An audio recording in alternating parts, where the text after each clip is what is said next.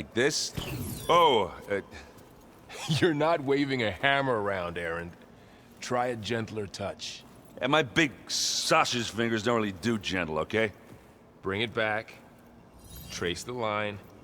To your right. Other right. I just saw it. It's the one Aloy found up north. Gotcha! They call it a concussion beat party or something. Yeah, now that's music. Aloy! Aaron, you're all better. And you're here. Well, the world only goes on if you can do your thing. We learn fast enough, we help make that happen. You want all the backup you can get, right? We still have much training to do, of course. One does not become hunter in a day. Each seed grows at a pace of its own. Doesn't mean it won't bloom.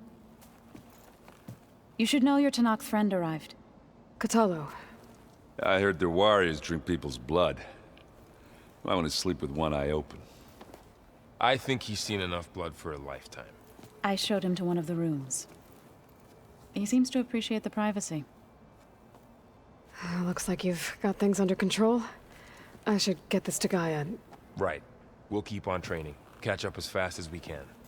I'm seeing glyphs in my dreams already.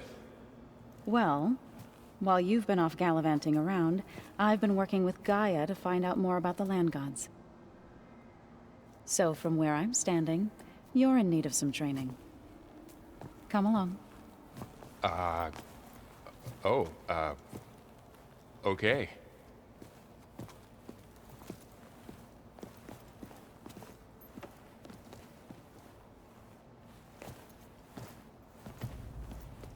Oh, and I delivered your message to Talana. She headed for that Oseram camp you two were looking for, to the southwest. The old ones created so many wonderful inventions to help others. To help the planet. Hey, Hey. a nice place. Well, it's not like I built it or anything. Right. Well, I can see why you had your doubts about bringing us along. It is a lot to take in. But, don't worry. That's nothing I can't handle. Right.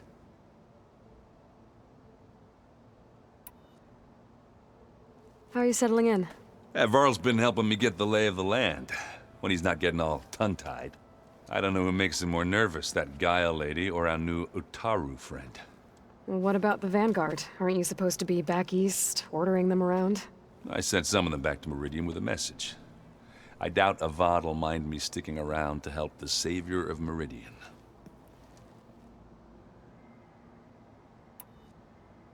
I see Varl gave you a focus. Well, it doesn't look as fashionable on me, but by the Forge, the things I've been able to see. Granted, a lot of them are bad, you know, the old world ending and such. I'm still trying to wrap my head around most of it, but I never really understood how you were ever able to find my sister back in the Sundom. And now I do, sort of. It makes me feel like I could be useful, you know? It takes some time, but yeah.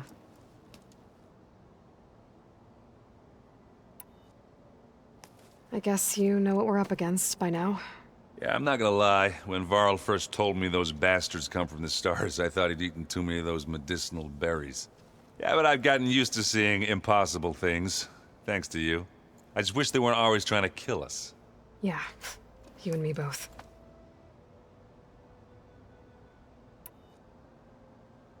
I have to go. I guess it's back to reading.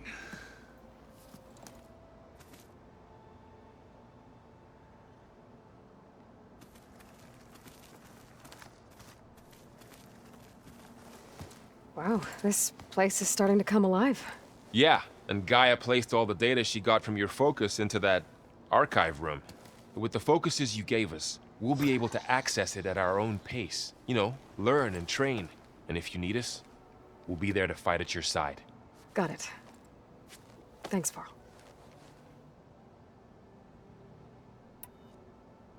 I'm guessing you've spoken with Katalo? I wanted to pay my respects for those who fell when we were ambushed at the embassy. Told him I'd never seen anyone throw themselves at a machine like he did. He said a warrior shouldn't be praised for fulfilling their duty. For a second, I thought I was talking to my mother. Never thought a Tanakh and a Nora war chief could have so much in common. How's, training with Zoe? You know we really are training. Mostly. Look, she reads glyphs faster than I can already. I'd be a fool to refuse her help. Of course. Looks like I was wrong about the Zeniths. Their ship didn't explode on its way to Sirius like everyone thought. And we saw how they lied about creating a better future at their launch facility. Guess they lied about what happened to their ship, too. But still, a tribe settling amongst the stars. I couldn't put a single dent in their shields, Varl. That one Zenith almost killed me. That didn't stop you from resurrecting Gaia. Won't stop us from using Hephaestus against them. Let's hope that's enough. Think you can hold the fort while I'm gone? If Aaron stops listening to the same music over and over again, maybe. We'll be fine.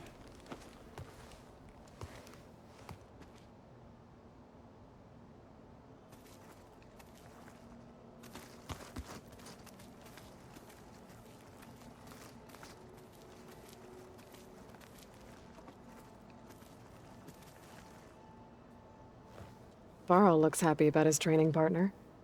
Learning is best done together. Have you gone back to Plainsong at all? I thought about it, but I wouldn't know what to tell them. The chorus already thinks me a thorn in the thicket.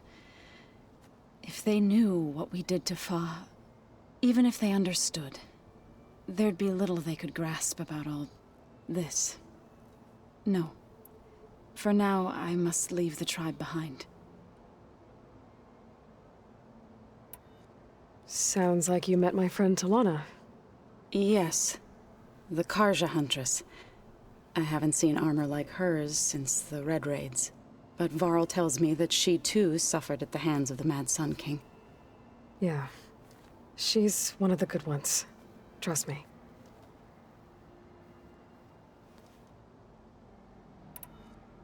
What are you up to? Gaia was kind enough to put together a list of glyphs used by the Old Ones. She helped me decipher some of the data you've collected, and showed me how to use the focus to help the process. It's not easy, but it's been working so far. That's good to hear.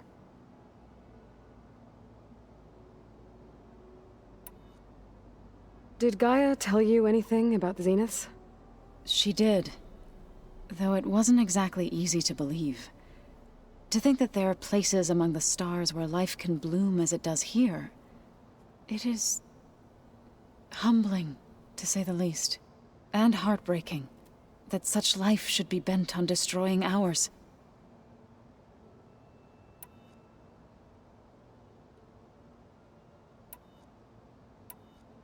So, how does a tribe like the Utaru manage to maintain the peace with warriors like the Tanakh?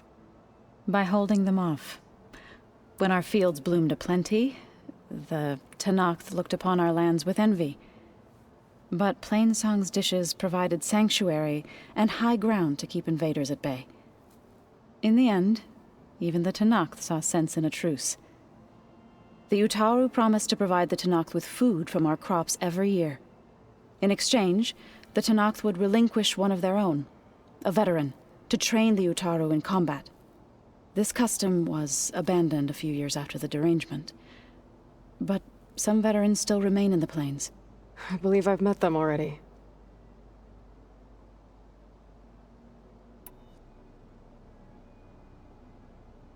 I've been meaning to ask, what's the deal with you and the chorus? You didn't seem to be on the best of terms. That's what happens when you're the one Utaru who insists on publicly defying them. Twice. When the Karja invaded the Utaru plains, they did more than just attack our villages. They burned our fields, took our people as slaves, and murdered those who were too weak to make the trip back to Meridian. To be sacrificed in the Sun Ring. I was helping the healers back then. as waves of refugees swarmed into Plainsong.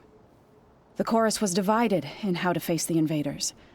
Some saw sense in raising arms. Others believed the dishes would keep us safe, as they had many times before.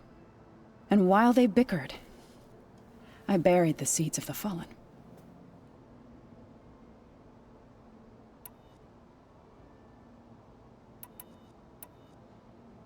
It couldn't have been easy.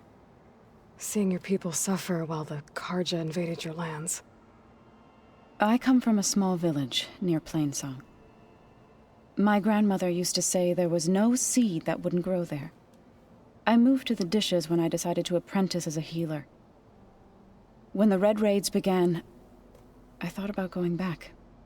But the injured kept pouring into Plainsong, day after day. So I kept putting it off. One day, I woke up to hear a Karja raiding party had ransacked my village during the night. I rushed there with the healers to help the survivors, but there weren't any left.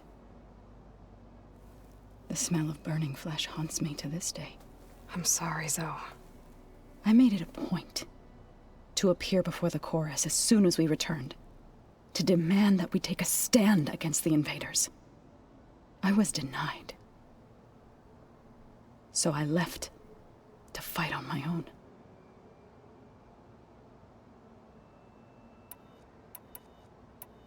You said you set out to fight the Karja alone? I did. But it turned out I wasn't the only one. News of my disagreement with the chorus spread through the plains.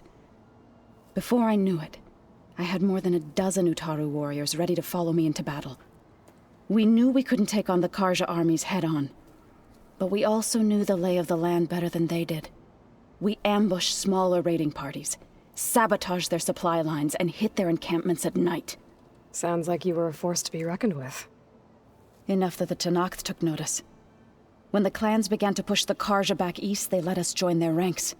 We chased the enemy all the way to Barren Light.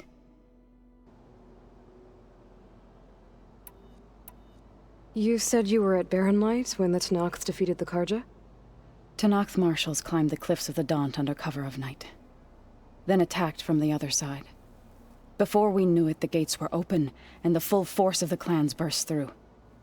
What happened next was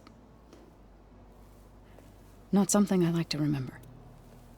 When all the dust and blood settled, I smelled it again. The stench of burnt flesh. Our enemies defeated. What was left of my squad returned to the Utaru Plains. I went back to Plainsong. But even as the harvests passed, it didn't feel like I'd truly returned at all. Is that when you became a grave singer? I thought soothing the suffering of others would somehow appease my own. Then you came along and gave me a choice. I could either sing at people's graves or fight for a chance to keep them alive. I'm glad you chose the latter.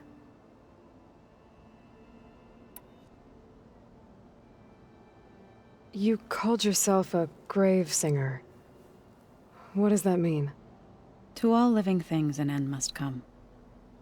It is my task to ease the passage.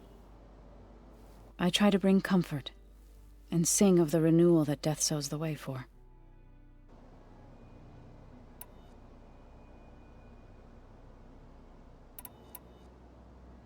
Right, I should probably go.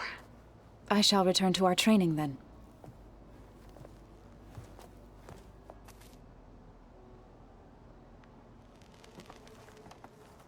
Aloy, we've gathered some supplies in that chest.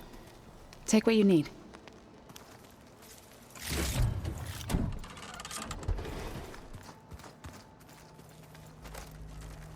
Looks like someone's made this space their own.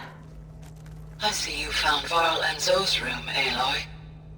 I believe they wanted private accommodations. I see. So this Hephaestus, he's like, Gaia's own personal blacksmith. Yeah. A very angry one. That's like my Uncle Laurent. Man didn't smile a day in his life and would box your ears if you messed with his forge.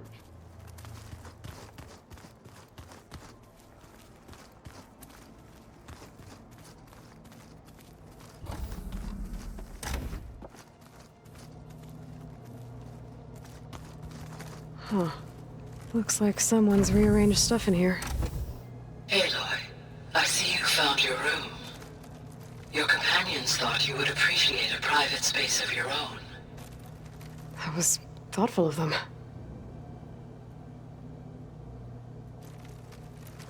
I've been carrying Elizabeth's pendant with me for months. But since we're gonna stay a while, I think I'll keep it here, where it'll be safe.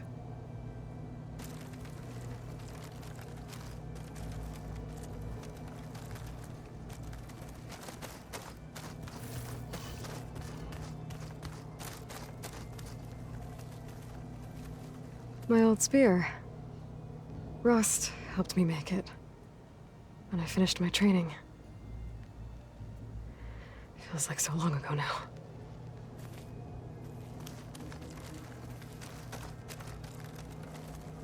This is the rite of passage that Vashav gave me at the embassy. I liked him. He seemed like a good man. I think he was really looking forward to going home.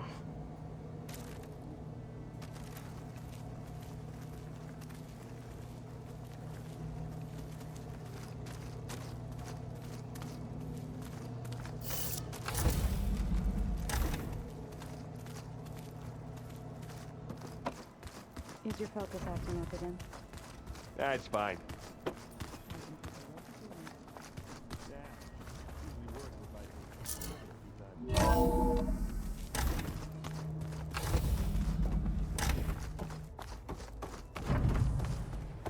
Welcome back, Aloy. When you're ready, please merge ether with me. Afterwards, I must discuss an important matter with you.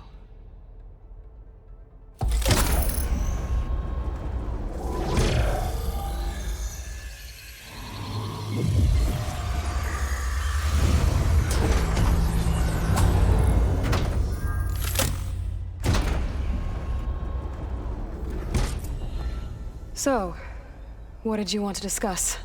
While you were away, I received an unusual transmission on my dedicated Aletheia frequency. Aletheia. That's one of the sub-functions you couldn't detect before. Yes. The transmission occurred so slowly that at first it seemed like an accidental blip of data amongst background static. Once I noticed this irregularity, it took some time to collate the complete message.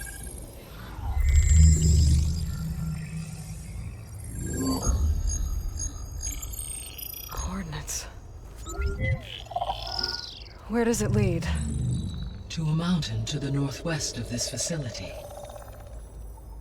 A word of caution, Aloy. It is possible this transmission is genuine. It is also possible it is being broadcast by someone or something else. You don't think it's actually Aletheia? I am uncertain.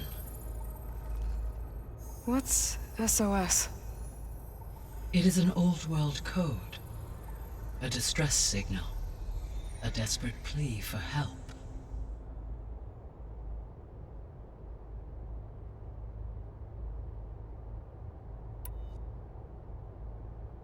Why would Aletheia send a coded transmission on a frequency only the two of you can communicate on? I believe it was done as a precaution to avoid detection, or at least to create the appearance of the desire to do so.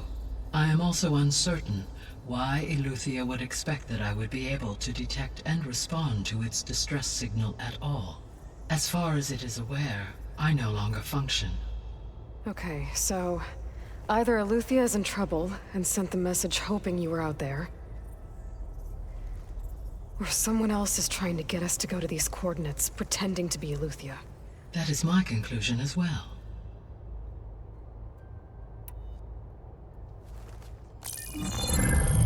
You said the coordinates lead to a mountain to the northwest. What's there? I have no record of anything of note in that vicinity. Okay, and what about the other number in the message? 237. Any idea what that means? I have queried my available databases, but it does not appear to have any significance. Perhaps its meaning can only be understood at the indicated coordinates.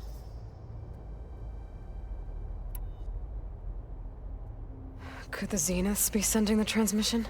According to the data I reviewed on your focus, the Zeniths recovered the other Gaia root kernel in the Hades Proving Lab. It is feasible they used it to gain access to my internal frequencies. So, maybe they sent it thinking you'd respond and reveal your location. Possibly. However, the transmission is highly irregular. If they intended to provoke me into revealing myself, I would expect the communication to be more routine. Right. So maybe it's not them then. All right. I'll go to the coordinates and check out the source of the transmission. All by yourself? Ha! No way. I included Erend and Varl in this briefing via their focuses. I concur that you should not investigate this alone. What if it's a trap? Of course it could be a trap. But if it really is Eleuthia, then it's in trouble, and I need to bring it back. Don't worry. I'll be careful and... We're coming with you. Fine. Go grab your things. We'll wait for you at the west exit, in case you need to upgrade your gear.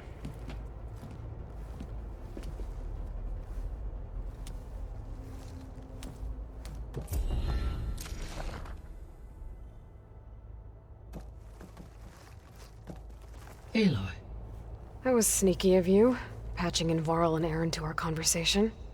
I am pleased you accepted their help. Is there something you wish to discuss before you depart? I should be going.